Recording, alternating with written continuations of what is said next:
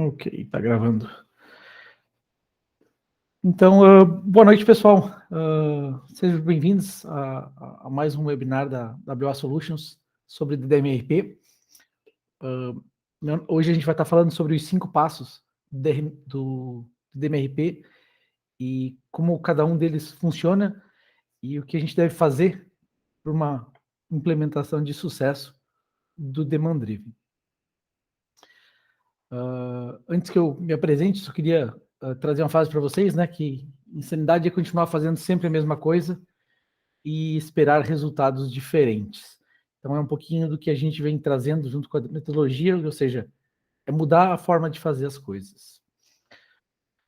Para quem não me conhece aí, e vai estar vendo esse vídeo talvez depois, meu nome é Hugo Boritza Silva, tenho 44 anos, casado, com 2 filhos aí. Eu sou especialista de DDMRP, certificado pelo Demand Driven Institute, como Demand Driven Planner Professional e como Demand Driven Planner Leader. E estou trabalhando com DDMRP desde 2014 e desde 2018 a gente traz a WA Solutions, entregando nossa ferramenta e a metodologia para a implementação de DMRP aqui no Brasil. Relembrando um pouquinho do que é DMRP, para quem não conhece e está entrando agora, é uma solução que é baseada em fluxo, é uma solução que vem se apoiar nas grandes metodologias e nas grandes ideias que foram trazidas ao longo dos anos, como o próprio MRP, como DRP, como Lean, como teoria das restrições e Six Sigma, e traz, claro, uma coluna totalmente nova de inovação. O Demand Driven, o DDMRP, ele é Demand Driven MRP, para isso que ele significa, né? E ele se baseia em 3 passos, e é desses 3 passos que a gente vai estar tratando esse. Posicionar, proteger e puxar.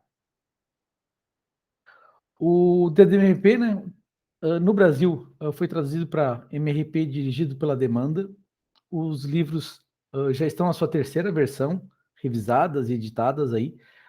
A gente não tem eles ainda em português, mas eles existem, claro, em inglês e em vários outros idiomas, como espanhol, russo, francês. Então, vocês têm a oportunidade de estar buscando em outra língua, além do português.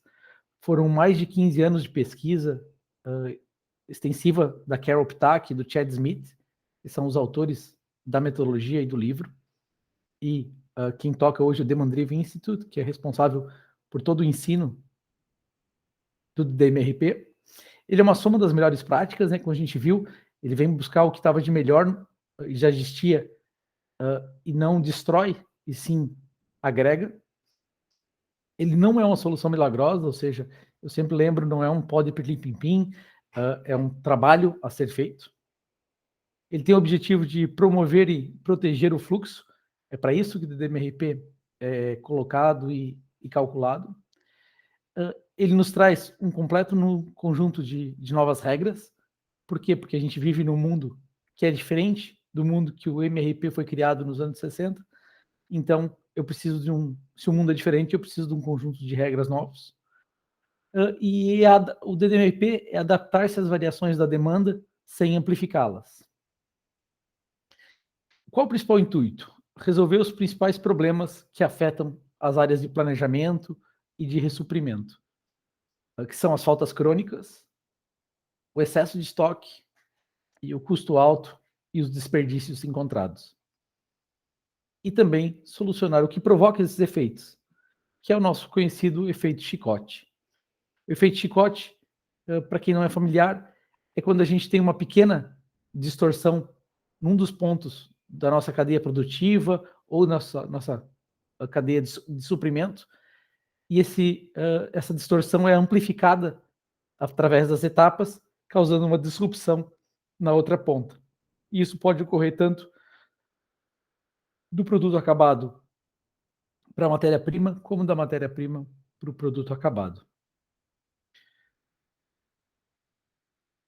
E isso faz com que a gente tenha, essa gestão convencional de estoques faz com que a gente tenha uma bimodalidade no nosso estoque, onde eu tenho um grupo grande de itens que está sempre em falta ou em risco de falta, e eu tenho um grande número de itens que está em excesso ou com chance de estar em excesso brevemente, e poucos itens se encaixando na faixa ótima.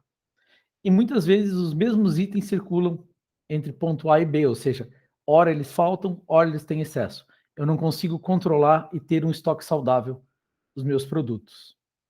E o que o DDMRP quer realizar?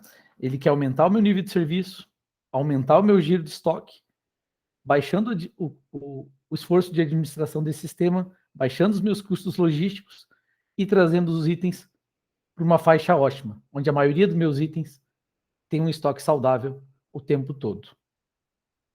E a gente passa a ter um único cliente. Nosso cliente passa a ser o estoque. Alguns números representativos de sucesso da metodologia, né? Nível de serviço acima de 97%. A quebra de paradigma, né? Uma baixa do nível de estoques, ao mesmo tempo que eu tenho uma elevação do nível de serviço. Isso é uma quebra de paradigma com relação às metodologias que são usadas em geral. Eu tenho uma eliminação de custos extras, né? As horas extras, o estresse no ambiente de trabalho, os custos logísticos, os fretes aéreos, todos são custos que vão sendo reduzidos com a metodologia. E é uma metodologia que traz uma nova ideia de um planejamento fácil e intuitivo, porque ela é baseada em cores e percentuais.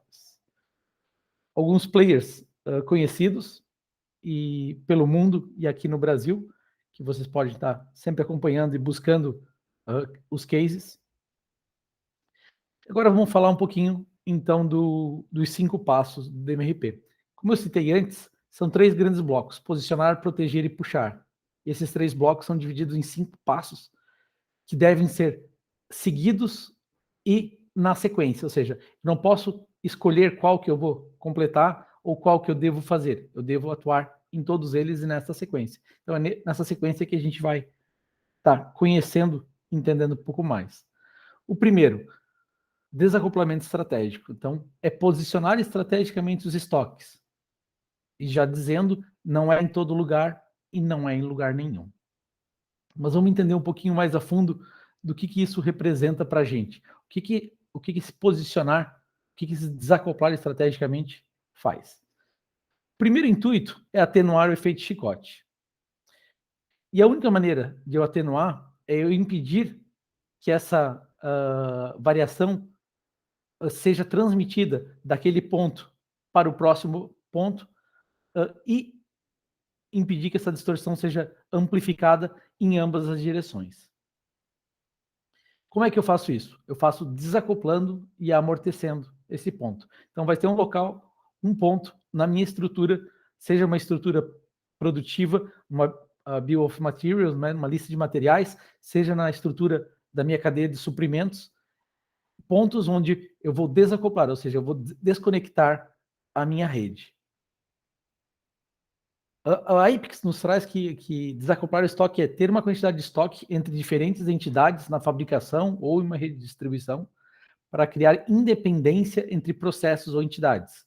O objetivo de dissociar o estoque é desconectar a taxa de consumo da taxa de fornecimento. Ou seja, eu quero separar 2 blocos, como a gente está fazendo aqui. Ou seja, se eu quero separar os meus semi-acabados e acabados das minhas matérias-primas e componentes aqui. E para isso, eu crio um ponto de desacople. Quando posso ter um lead time completo ou ter 2 lead times separados e desacoplados. Então, tanto as minhas distorções na informação relevante, quanto as distorções nos materiais relevantes, eles são impedidos de transitar de um lado para o outro. Cada etapa funciona como um bloco único e isolado. Diferentemente do gráfico que a gente viu, então aqui a distorção ela é filtrada e amortecida nesse buffer, e o nome buffer vem por isso mesmo, né? Porque servir como colchão, servir como uma mola, como um amortecedor, para não deixar transmitir para o outro lado, e sim replicar o sit-down sem amplificação. Desacoplamento, né? 2 questões são críticas nesse ponto. É onde localizar esses pontos de desacoplamento. Então, é o que a gente falou antes, não é em todo lugar, não é sair colocando estoque em cada ponto que eu tiver na minha estrutura, e também não é em estoque em lugar nenhum. Em algum lugar eu preciso ter esse estoque. E outro é, como eu defino o tamanho dessa proteção no ponto de desacoplamento? Para isso, a metodologia nos traz algumas perguntas e uma análise que é feita. E essa análise é sempre feita previamente, junto. E aí aqui sim envolve não só a equipe de planejamento e de operação, mas como vai envolver toda a parte produtiva, toda a parte comercial, envolve a empresa nessas definições. Então, no começo do projeto, algumas definições vão ser feitas e vão ser sugeridos pontos de desacoplamento. O primeiro ponto que a gente olha é o tempo de tolerância do cliente. O que é o tempo de tolerância do cliente? É quanto tempo o meu cliente está disposto a esperar para receber um produto.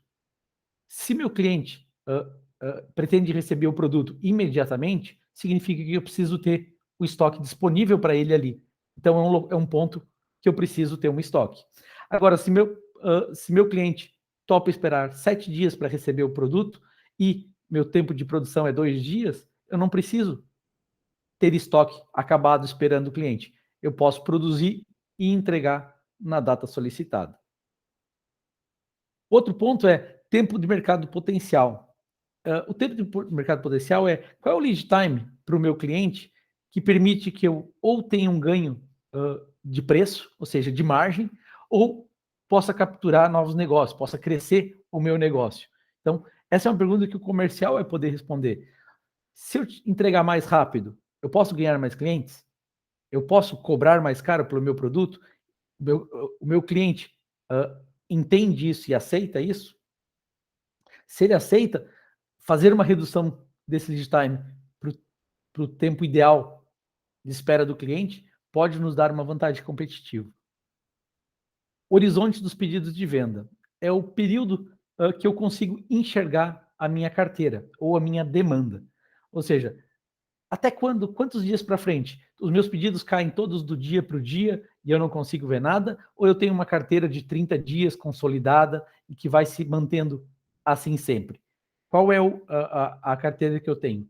E com isso eu vou poder comparar com a minha estrutura para poder identificar se essa carteira me permite ter ou deixar de ter pontos de desacoplamento na minha estrutura. Outro ponto são as variabilidades externas. A gente tem dois tipos de variabilidade externa. A variabilidade de demanda, né, que nos mostra o potencial de mudança repentina na demanda, ou seja, existe potencial para grandes pedidos de compra, para grandes consumos, para grandes variações. Então, eu tenho que me proteger contra isso. E a variabilidade de fornecimento. O quão confiável é o meu fornecedor? Quão confiável é o trânsito e o transporte do material que vai chegar para mim? Quão confiável é a matéria-prima que eu uso e a escassez dela no mercado? Esses pontos podem indicar a necessidade de eu ter que manter um ponto de desacoplamento aí. Alavancagem e flexibilidade de estoque. São os pontos na matriz, né, de BOM ou, ou na rede de distribuição que fornecem à empresa uma melhor chance de economia de estoque ou redução de tempo de processo. Por exemplo, se eu tenho um produto que é utilizado em vários acabados diferentes, um produto intermediário, e depois que ele está pronto, o acabado, eu não consigo voltar ele a uma forma anterior, eu ter um ponto anterior de um produto intermediário pode ser interessante, porque eu teria, em vez do acabado pronto, eu teria um intermediário pronto, que seria trabalhado rapidamente. Da mesma forma, eu ter um hub no meio do caminho da minha área, da minha matriz de distribuição. Por exemplo, eu atendo todo o norte do país e eu resolvo ter um hub em Brasília, para diminuir o tempo de entrega entre Brasília e as várias cidades do norte do país. E, claro, a proteção de operações críticas. Se eu tenho uma máquina ou tenho um tipo de um caminho de transporte onde eu não tenho um substituto para aquela operação, eu preciso estar protegido para caso essa operação venha a falhar. Então, eu preciso ter um buffer que vai fazer com que eu garanta a continuidade. Lembrando, o objetivo é manter o fluxo, é fazer o produto continuar circulando, ou seja, que a gente compre, receba, produza, entregue ao nosso cliente sem delay, sem atrasos e sempre na mesma velocidade. Esse é o trabalho que vai ser feito junto a todas as áreas envolvidas e que vai definir onde serão os pontos estratégicos de cada cliente. Esses pontos de desacoplamento, eles são protegidos entre si. Então, como eu tenho diferentes níveis de buffers dentro, eu vou ter um buffer trabalhando na área dos produtos comprados, eu vou ter buffers trabalhando na área dos semi-acabados, buffers na área dos produtos acabados. E como eles têm benefícios bidirecionais, eu garanto que a variabilidade, tanto de fornecimento quanto de demanda, não circule dentro da minha cadeia, fazendo com que a minha operação seja mais suave, seja mais tranquila. E eu passo a ter lead times menores. Os tempos de espera para o meu cliente ou para cada etapa passam a ser menores. E com lead times menores, eu tenho uma menor chance de erro, uma menor chance de variabilidade descompassar o meu sistema.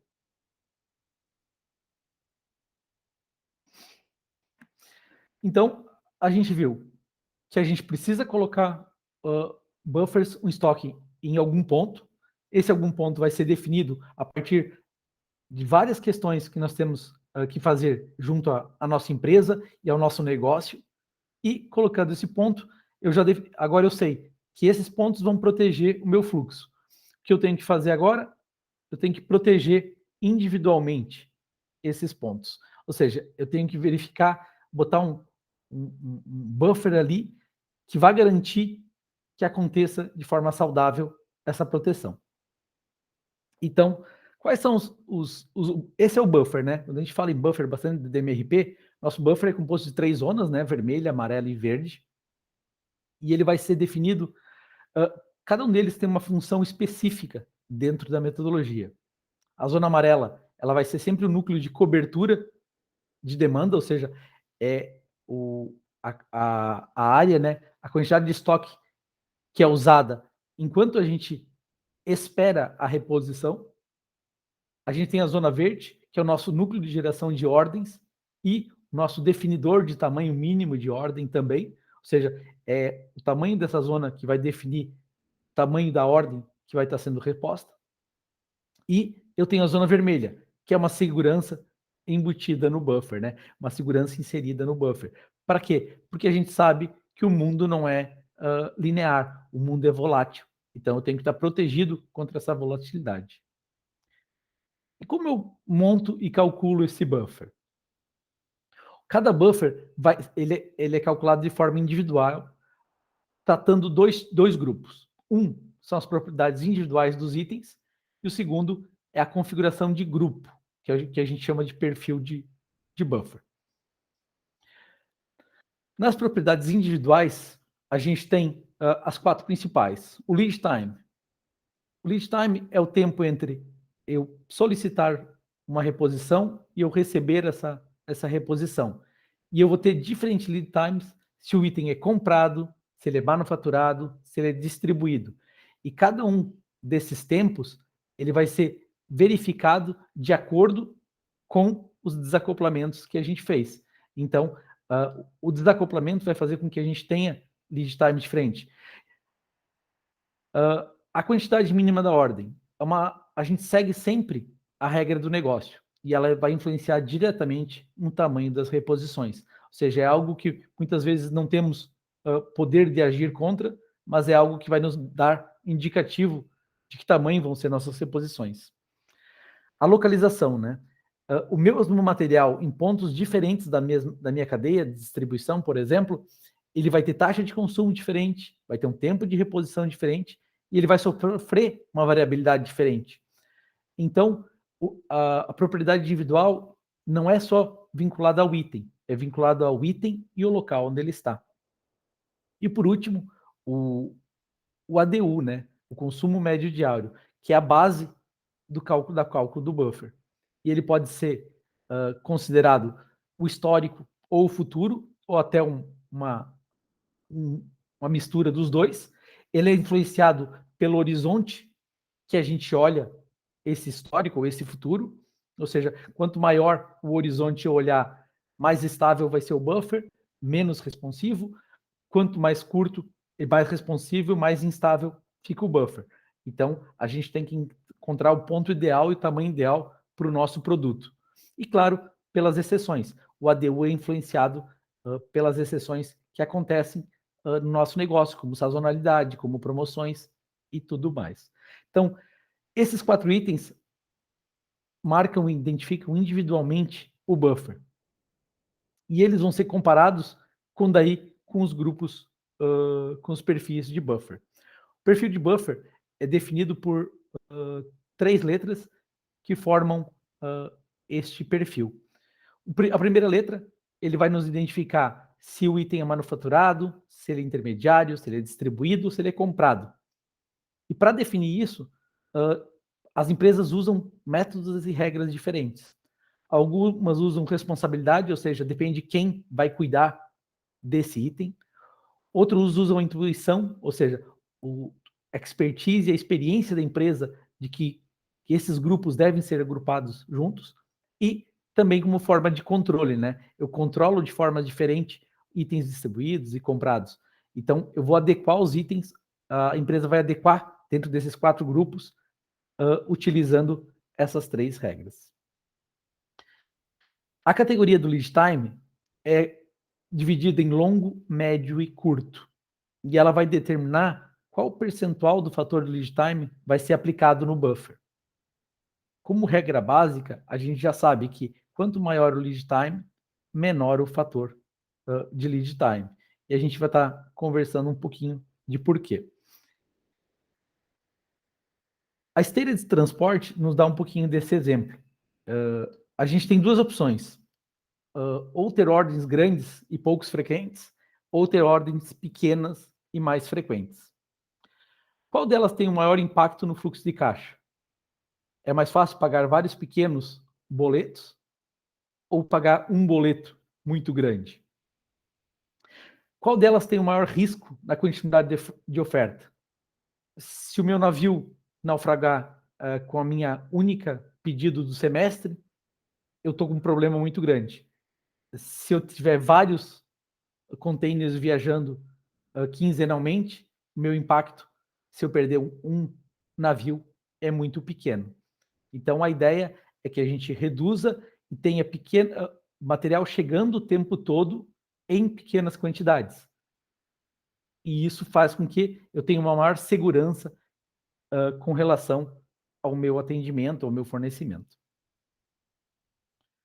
O fator de lead time, ele vai ser aplicado para determinar tanto a zona verde quanto a zona vermelha, ou seja, ele vai ser parte integral do cálculo do tamanho da minha zona. Ou seja, quanto maior o lead time, menor vai ser esse fator, fazendo com que eu diminua o tamanho da zona verde, fazendo que eu tenha uma reposição mais frequente. Como os valores padrões usados na indústria, trabalha-se com, quando o lead time é longo, entre 0,20 e 0,40, quando é médio, entre 0,41 e 60, e quando é curto, entre 0,61 a 1. Aqui, a gente tem que ficar menos preocupado com acertar o número exatamente e mais preocupado em que ele esteja encaixado na categoria correta. Por quê? Porque o buffer é resiliente e a gente pode alterar esses valores com o aprendizado, com a sequência do tempo. Categoria de variabilidade. Variabilidade, ela pode ser tanto de demanda como de oferta. E ela vai ser dividida entre alta, média e baixa. Normalmente, a gente determina matematicamente, utilizando o coeficiente de variabilidade, que é um cálculo matemático, o CV, e, claro, utilizando a experiência de cada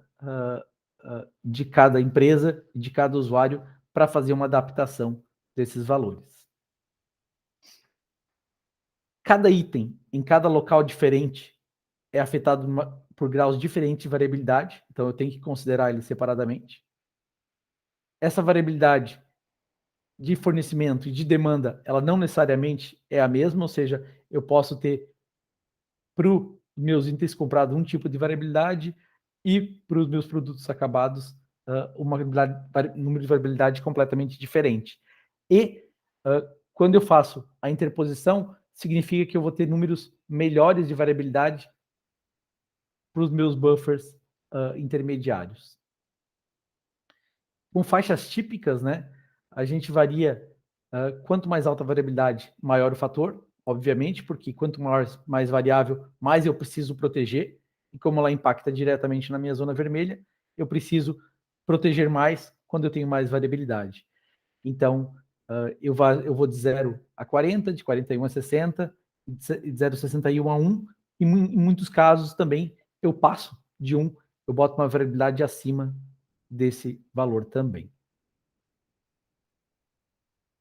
Vamos fazer um exemplo agora, para a gente olhar como se calcularia as zonas, um exemplo típico e simples dentro do buffer, para vocês verem que não tem nenhuma mágica no cálculo.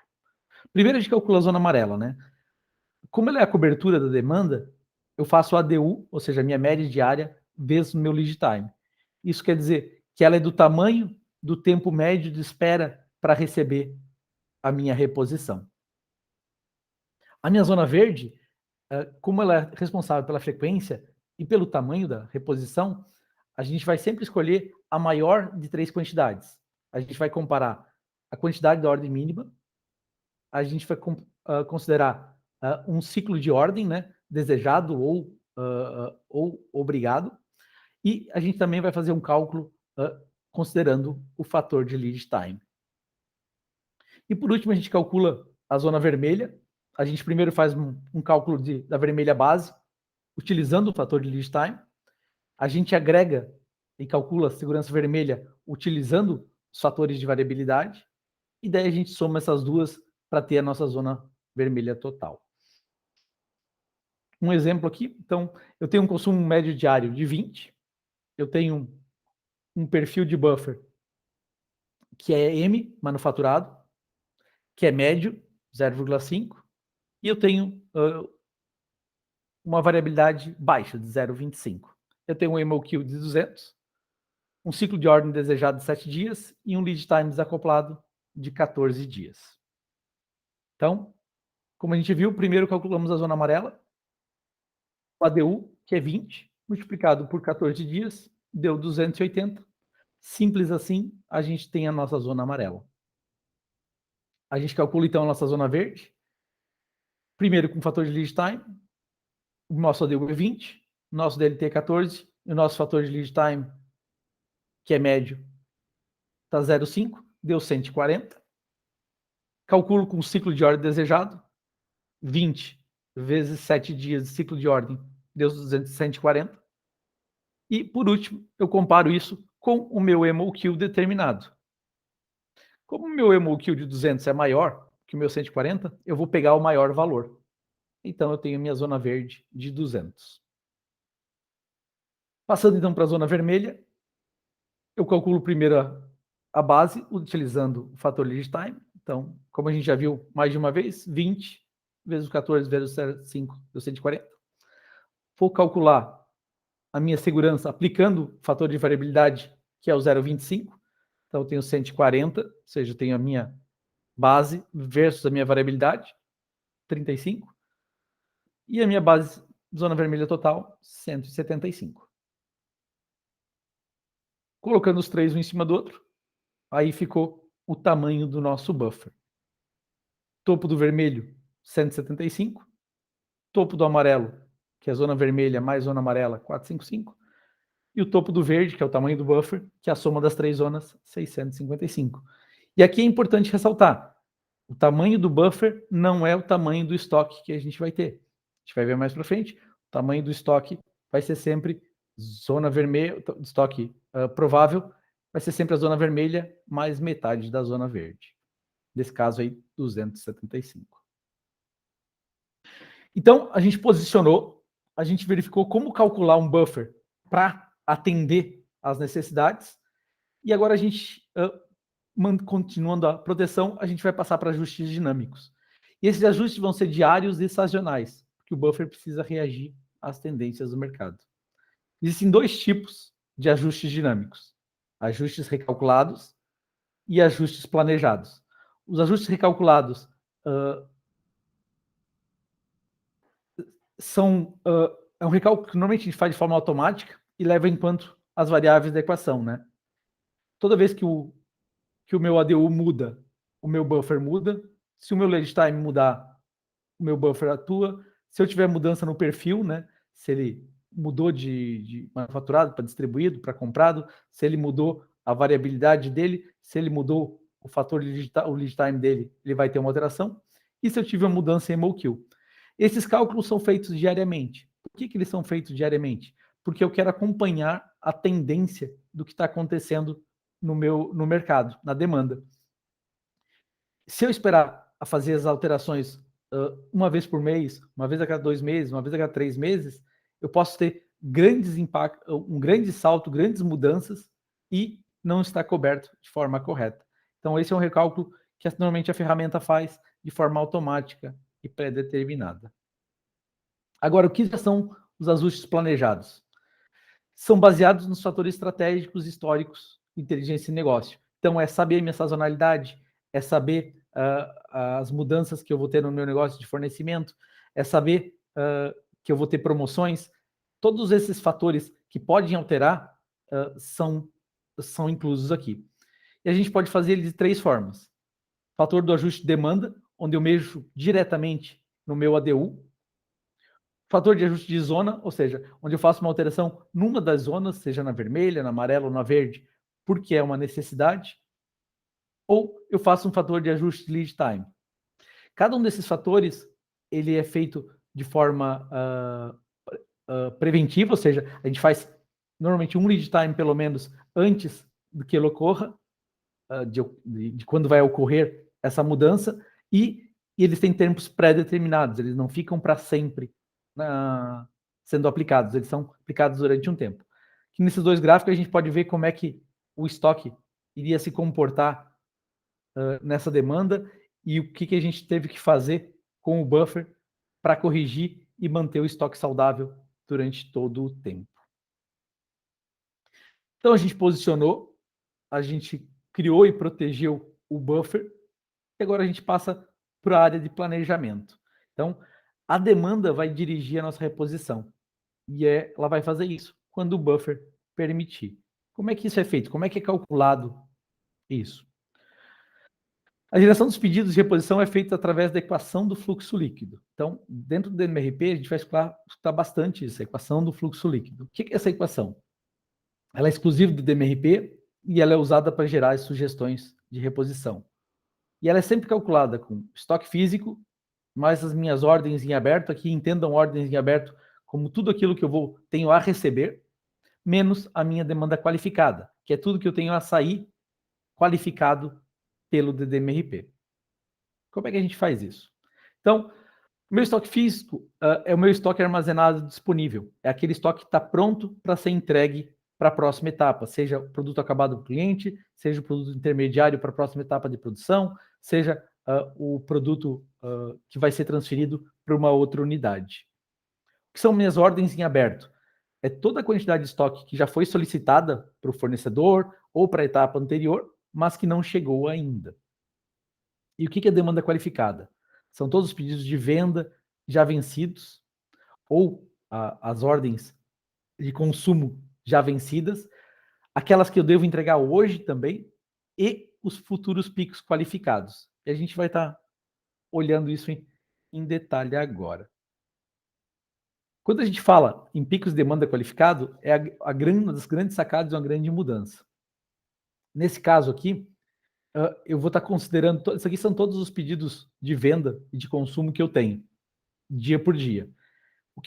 O que a equação de fluxo líquido vai estar considerando? Tudo que eu tenho para hoje, eu não tenho nada atrasado, então ela vai estar considerando tudo que eu tenho para hoje, e vai considerar dentro de um lead time, ou seja, dentro de um período pré-determinado, que normalmente é um lead time, mas pode ser 2, ou pode ser um fator desse valor, e que esteja maior do que um limite de pico determinado. Ou seja, eu vou olhar tudo que tem dentro de um horizonte e vou qualificar tudo que é maior do que o limite do pico. Esse limite do pico, em geral, é 50% da zona vermelha, mas ele pode ser mudado de acordo com a necessidade do negócio. Então, de todas essas outras ordens aqui, por que eu não estou pegando elas, Hugues? Porque elas não são impactantes necessárias. O buffer tem que ser capaz de lidar com elas de forma natural. Ele não precisa de um esforço extra. Agora, quando eu tenho um pico de demanda, esse sim, eu quero me proteger antecipadamente. Então, essa é uma grande diferença. E como vocês podem ver, não é o número de ordens, e sim a soma dos valores que compõem as ordens daquele dia. Um exemplo desse cálculo, que daí eu acho que vai ficar bem bom para quem não conhece ainda. Então, nesse primeiro cenário, eu tenho um estoque físico de 105, eu tenho ordens em aberto de 240, eu tenho uma demanda qualificada de 20, que me dá um fluxo líquido de 325, né? 105 mais 240 menos 20, 325. Como eu estou dentro da zona amarela, ou seja, abaixo do topo do amarelo, eu faço uma reposição. E aqui é a regra imutável do demand driven. Se eu estou com fluxo líquido abaixo do topo do amarelo, eu faço uma reposição. E eu faço uma reposição de quanto? Até o topo do verde. Então, eu vou fazer uma reposição de 130 peças. Então, é sempre isso e simples assim. No cenário 2, eu tenho um estoque de 140, as ordens abertas 255, uma demanda qualificada de 20.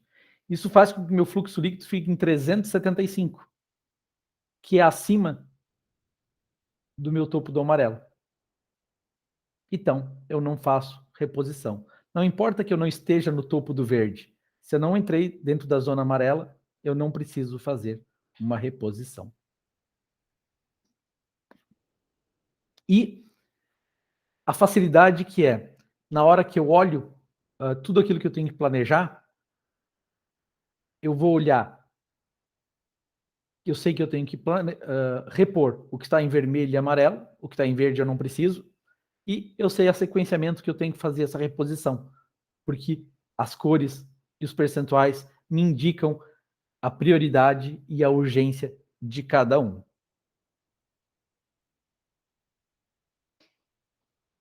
E por último, né, a execução visível e colaborativa. Ou seja, todas as informações têm que estar disponíveis e os alertas têm que ser claros do que é urgente e do que é prioritário.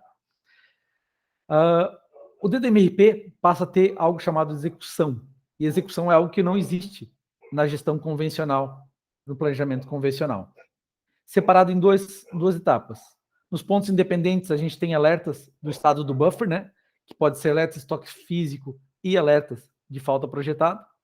E os alertas de sincronização, que é alerta de sincronização dos materiais e os alertas de lead time. No DMRP execução, ou seja, na visão de execução, eu não uso mais o fluxo líquido que eu estava usando até agora para planejamento. Eu me concentro e foco no meu estoque físico atual e no projetado pelo DMRP.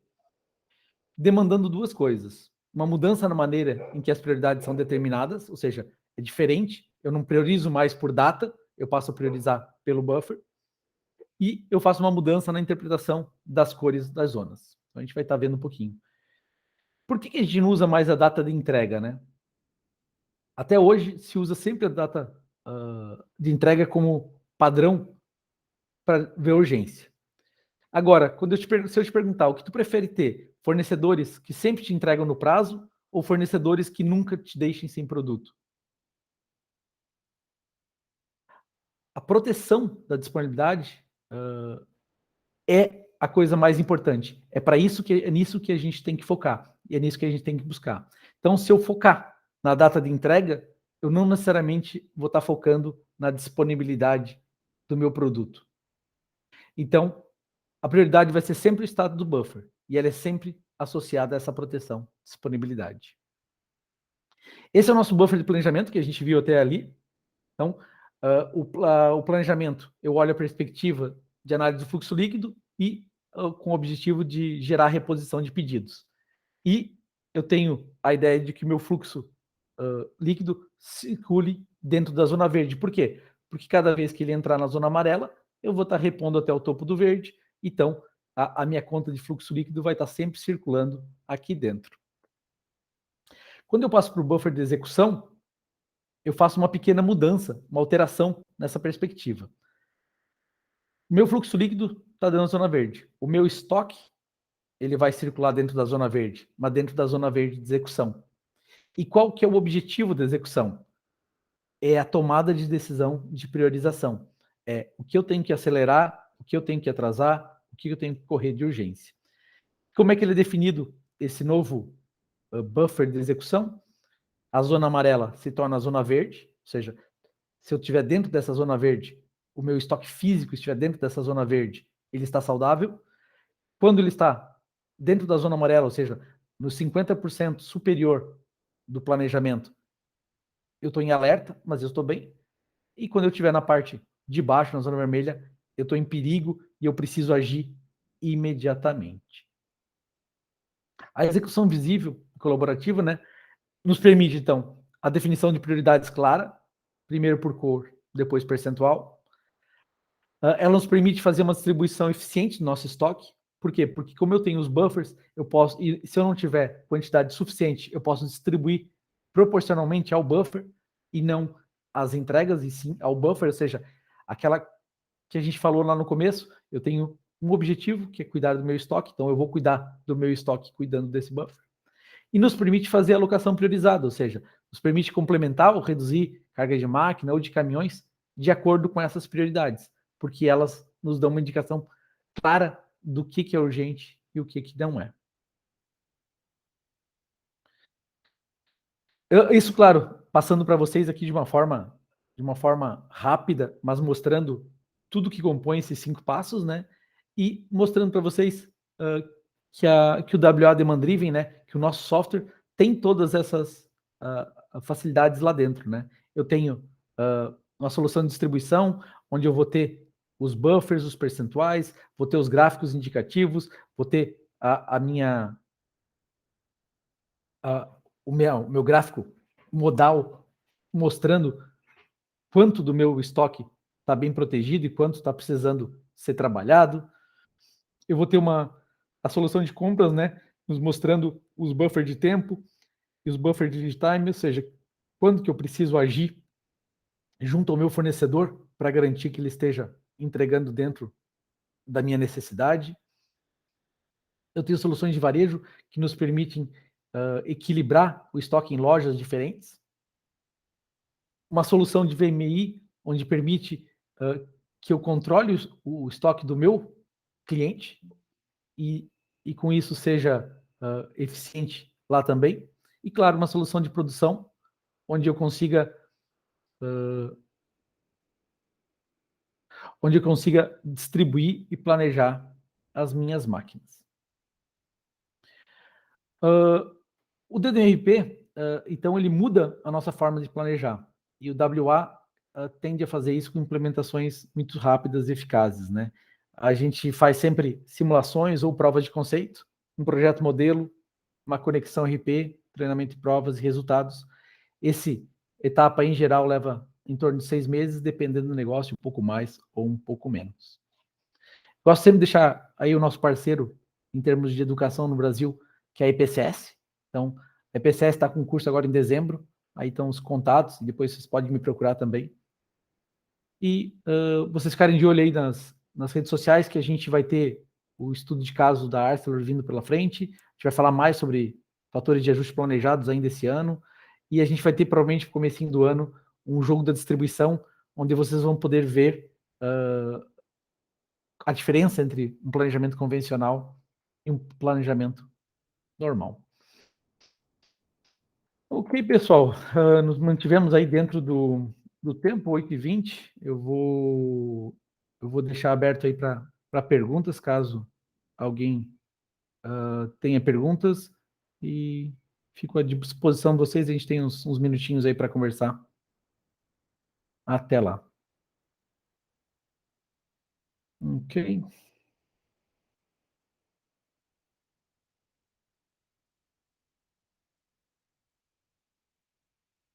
Maicon, o Maicon, não conheço o Maicon.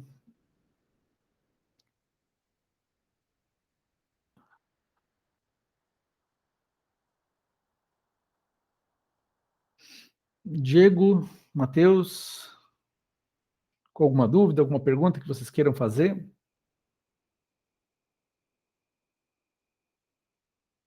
Não, foi muito boa a explicação. Uhum. Ougs, uma dúvida, né? Fala. Quando a gente fala lá em picos e demanda qualificadas, tranquilo. A gente tem lá os dois cenários que a gente consegue voltar lá, né, para ver. Quando a gente fala de item com baixo lead time, vamos colocar itens nacionais aí, né? A qualificação, ela se torna muito mais... ela é mais frequente, correto? Porque tua zona vermelha é menor. E quando a gente trabalha com lead times muito longos, né? 180, 200 dias, a gente consegue reparar que poucas coisas são qualificadas. E às vezes é um pedido expressivo lá na frente, dentro ainda do meu horizonte do lead time, só que eu não qualifico.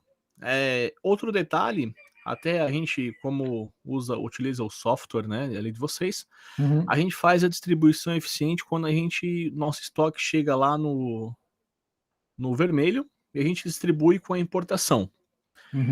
E essas distribuições que são feitas lá para as filiais, elas têm um volume expressivo em consideração à minha ADU, só que ela não chega a atingir os 50% da zona vermelha porque eu estou trabalhando com lead times longos, então eu não qualifico. Tá. E a gente trabalha o nosso buffer sempre, o histórico, e a gente não prepara ele para o futuro. Só que lá na frente eu vou ter saídas que vão fazer o quê? O meu buffer aumentar, certo? Porque minha ADU vai aumentar ali. Só que eu não deveria ter já preparado o meu buffer lá atrás quando eu fiz essas programações? Então, ali, cada caso é um caso assim mais específico. Mas vamos pensar como regra geral. Se esse valor de pico não está qualificando, significa que ele consegue ser absorvido normalmente pelo buffer. Ele não precisaria de um esforço extra antecipado. O que pode acontecer, em alguns casos, é tu ter que mexer no tamanho desse limite. Trabalhar com um limite de pico menor para longos lead times. E outra coisa que precisa, quando a gente tem longos lead times, o histórico ele funciona, mas a gente precisa de uma ajuda para o histórico. Ou seja, a gente pode aplicar, e daí é o que a gente falou ali, dos fatores de ajuste, de a gente aplicar sazonalidade para esses itens. E assim tu vai estar mexendo no buffer e protegendo no buffer. Então, eu não me importo se nenhum... não há uma preocupação se nenhum item qualificar. Não tem nenhum problema se nenhum item qualificar. Isso significa que a minha demanda é mais estável. Se eu tiver uma demanda muito errática, ou seja, valores muito altos, é quando eu começo a ter a qualificação dos picos. Se eu já tenho uma zona vermelha super protegida, isso, em geral, vai fazer o que aconteceu que tu falou. Eu não vou estar qualificando quase nunca, por quê? Porque eu estou recebendo. Aí eu tenho que estar verificando se eu estou recebendo material com a frequência ideal. Se a minha zona verde está bem dimensionada e não está fazendo com que eu tenha, que eu estou recebendo, como a gente falou do caso da esteira, com frequência e sempre. Ou se eu estou recebendo só em grandes quantidades bem afastadas, que daí fazem com que o meu estoque físico fique muito baixo e possa correr o risco de não atender um desses itens que não qualificou, entendeu? O que a gente tem que entender é isso. O meu estoque físico, ele tem que andar... Deixa eu voltar aqui. Cadê? Aqui. Ó, o meu estoque físico, eu tenho que estar andando aqui, dentro da minha zona verde. Se meu estoque físico está andando aqui, tem algo errado. Ou eu não estou recebendo material com a frequência ideal, ou o buffer o tamanho das reposições não está sendo feita de forma adequada. Ou seja, eu tenho que identificar o que está acontecendo. E daí a metodologia nos dá esse indicativo. Eu estou andando, meu estoque físico está andando sempre na zona amarela.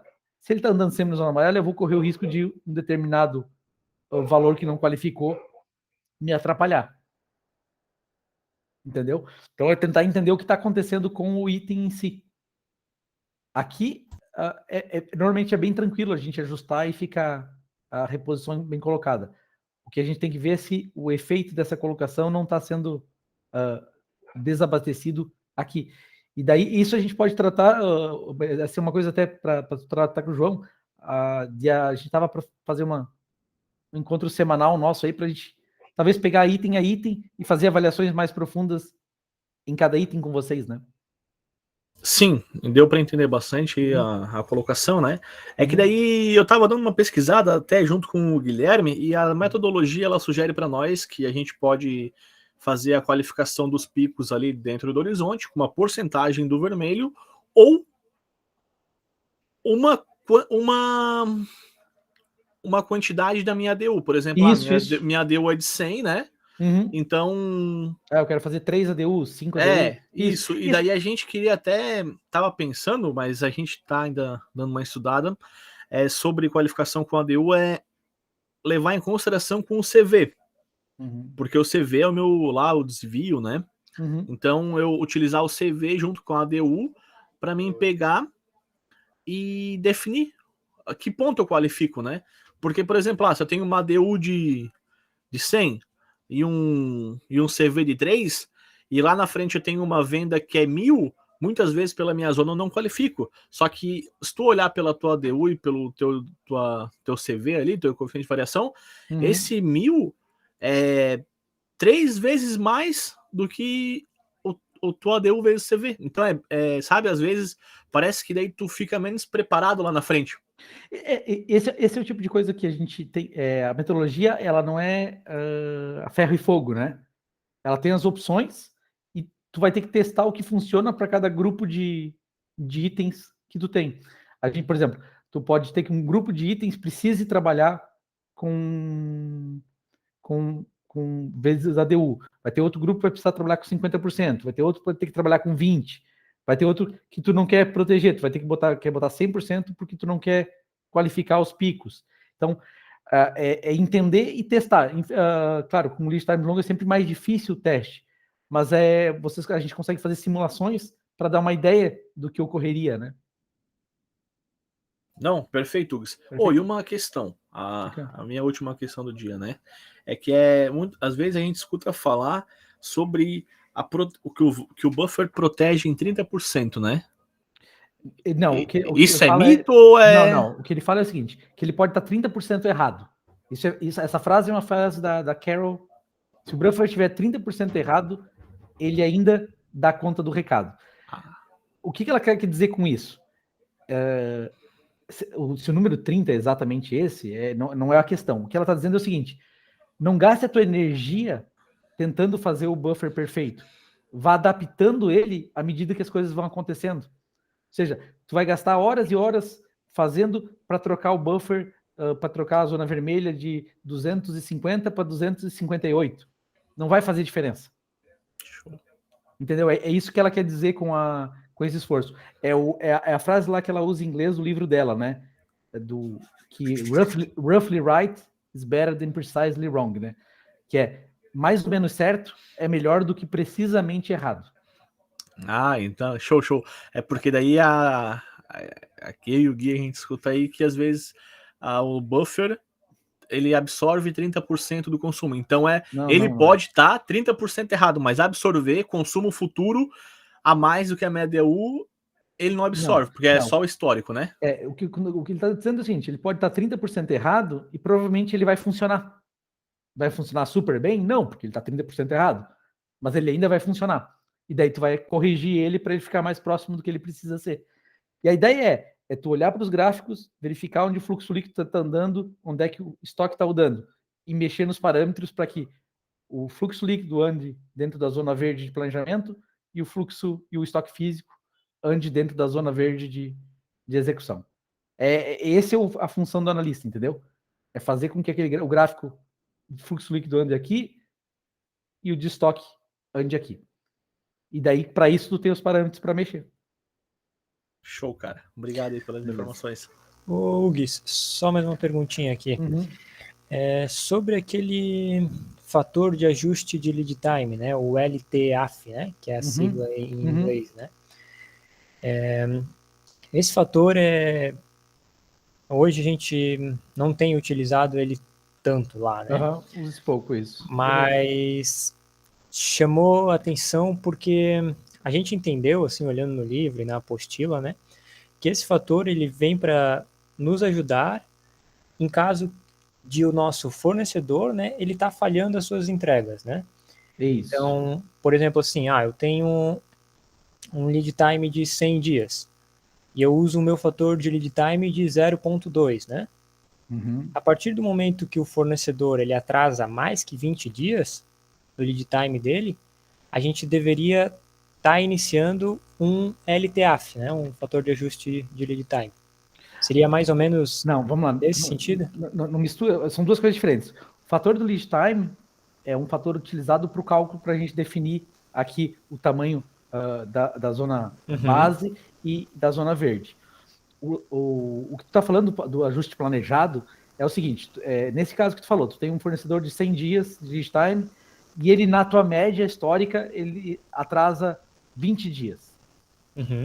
Então, tu vai botar um fator de lead time de 20, de 0,20, onde tu vai mudar o teu lead time de 100 para 120 por os próximos 3 meses, por exemplo, ou pelos próximos 6 meses. Para quê? Para tu compensar, tu tá se prevenindo dos atrasos que tu sabe que vão ocorrer. Por exemplo, quem trabalha com indústria de plásticos, por exemplo, os plásticos têm entrega média em torno de 45 dias durante o ano todo, e nos pedidos colocados a partir de setembro, meio de setembro, até final de dezembro, esse lead time passa de 45 para 60, 70 dias. É histórico esse problema na indústria de atendimento de plásticos. Por quê? Porque aumenta a demanda de frangos lá na Arábia, o consumo de frangos na Arábia, todos os recursos vão para atender ali e acaba faltando. Como eles não têm DDMRP lá, eles não conseguem se planejar para isso. Então, o que se faz?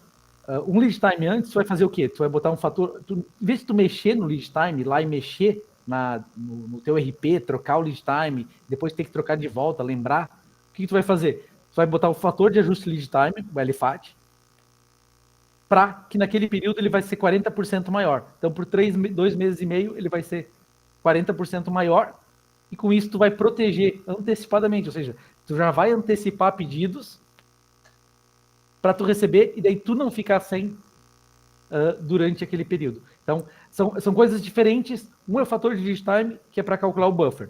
O outro é o fator de ajuste planejado, que é algo que tu quer mexer durante um tempo para resolver um problema. Entendi. Entendeu? Mas, por exemplo, então eu teria que colocar esse LTAF um lead time antes de eu começar a ter problemas com o meu fornecedor, no caso, fornecedores. Né? Por exemplo, agora, tu descobriu que ele está atrasando, tu vai colocar agora, tu ligou para ele, conversou, não tem perspectiva de melhora, tu tem 2 chances. Ou tu altera para sempre o lead time, ou tu faz isso, porque se o cara falou, não, eu estou com um problema temporário aqui, já estou resolvendo minhas máquinas, não sei o quê, em 2 meses eu vou estar em dia. Então eu vou colocar um ajuste de 2 meses aqui para tu poder corrigir esses problemas. Sim. Não, entendi. Ok. Eu acho que é isso aí, demos o nosso horário, né? 8h40, passamos 10 minutinhos. Queria agradecer todo mundo aí por ter comparecido com a gente. Depois vai ficar disponível lá para vocês assistirem novamente lá dentro do site da WO Solutions. E daí fiquem atentos aí que a gente deve ter outros papos, outras conversas sobre DMRP ao longo do ano. Tá legal? Obrigado, pessoal. Foi um prazer. Até. Obrigado, Hugues. Valeu. Valeu, Hugues. Valeu, tchau, tchau. pessoal. Boa Valeu. noite. Boa noite. Tchau, Boa noite. tchau.